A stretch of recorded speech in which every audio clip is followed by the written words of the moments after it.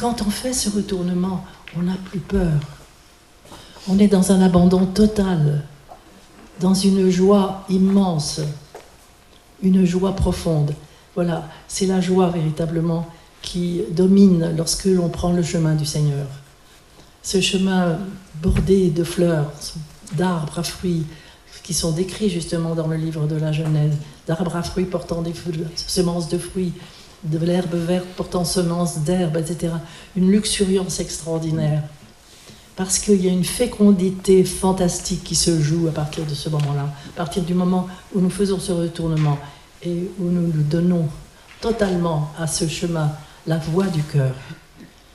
Ce point d'acupuncture dont je parle, à partir duquel tout va partir, à partir duquel il y a cet éclatement justement de quelque chose de totalement nouveau à l'intérieur de nous, est appelé le petit cœur.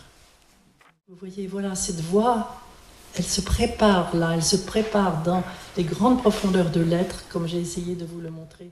Elle se prépare là dans cette ouverture de la semence, dans cette aïn que nous traduisons par rien.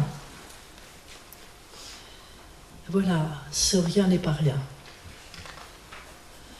Et vous savez, je vais vous en donner un exemple. Vous vous souvenez peut-être, Ézéchiel va en parler, il dit que Rachel pleure ses fils qui ne sont plus. C'est pas ça qui est écrit. Rachel pleure ses fils qui ne sont rien. C'est-à-dire, elle pleure ses fils qui ne sont pas encore.